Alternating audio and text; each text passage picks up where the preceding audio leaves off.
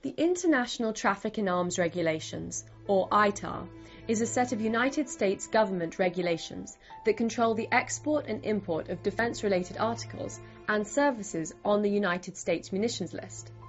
Often, space-related technologies fall under this.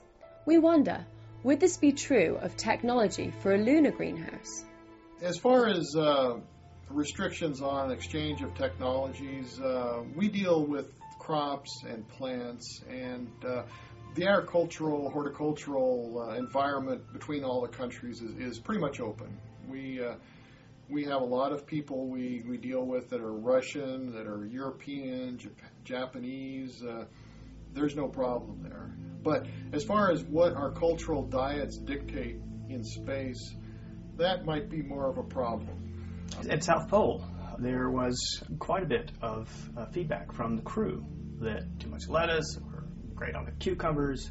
What about the tomatoes? For space applications, I think we're probably going to have to work the problem from the plant to the people rather than the people to the plant, in that we need plants to do multiple purposes, wear many hats. They've got to keep us breathing and giving us oxygen, and then they also have to supplement the amount of calorie intake, our food. And I think what I'm looking for is what are the best plants to do that job?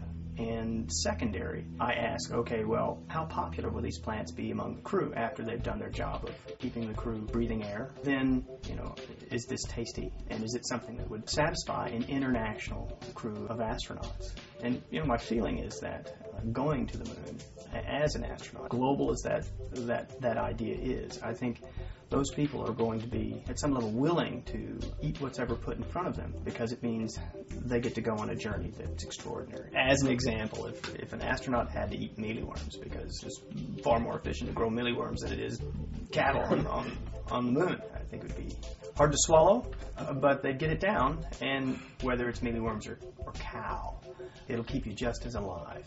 And being alive on the moon, whether you're a tomato plant, a mealyworm, or a human being, that's going to be a hazardous, harsh place to make a living. So, bon appetit. Food is extremely important as far as your morale and stuff. You spend most of your day, you get up in the morning, you wonder what's for breakfast, and then you spend most of the time before lunch wondering what's for lunch, and then before dinner, what's for dinner. But another thing is that it helps you keep track of time. Like if you once a week have steak night or some sort of special food night, it allows you to recognize what day it is. The South Pole Food Growth Chamber itself wasn't made for space applications. The model that was developed was something that was secondary. The primary reason for the South Pole Food Growth Chamber was to improve morale.